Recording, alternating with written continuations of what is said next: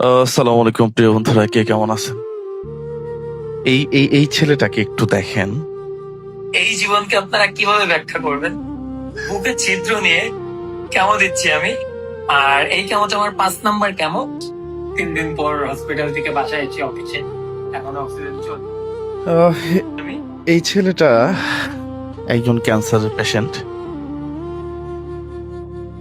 Already তার 4টা chemo শেষ, 5টা কেমো চলতেছে এবং মাথার চুলগুলা উঠে গেছে।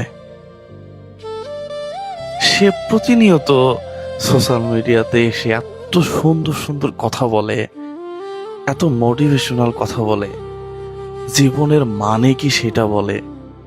পাশাপাশি ক্যান্সারের সাথে যুদ্ধ করার পরেও আপনারা জানেন একজন ক্যান্সারের রোগীর কি পরিমাণ টাকা দরকার, কিন্তু সে কখনোই সোশ্যাল মিডিয়াতে এসে বলে না যে আমাকে সাহায্য করেন। আত্মসম্মান বোধ কোথায়? প্রিয় বন্ধুরা, এই ছেলেটা নতুন একটা ব্যবসা শুরু করছে। তার ব্যবসার ইনকাম থেকে সে তার চিকিৎসা চালাচ্ছে এখন।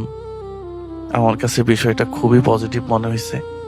আপনারা এই ছেলের নতুন নতুন যে ব্যবসা, সেখানে আপনারা সাপোর্ট দিবেন, এই ছেলের পাশে থাকবেন। পাশাপাশি আসলেই একজন ক্যান্সারের পেশেন্ট কিভাবে মিডিয়াতে এসে এত প্রফুল্লভাবে উৎফুল্লভাবে কথা বলে, সৃষ্টিকর্তার প্রতি তার কোনো অভিযোগ নাই, সে সবসময় বলে ভালো আছি।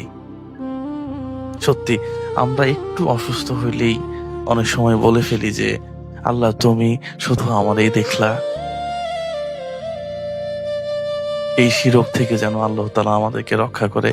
পাশাপাশি সাথীর যেন খুব দ্রুত সুস্থ হয় এবং আমাদের মাঝে সুস্থভাবে সে থাকে এবং পুরো পৃথিবী বিচলন করে। প্রিয় বন্ধুরা, আপনারা সবাই এই ছেলেটার জন্য দোয়া করবেন।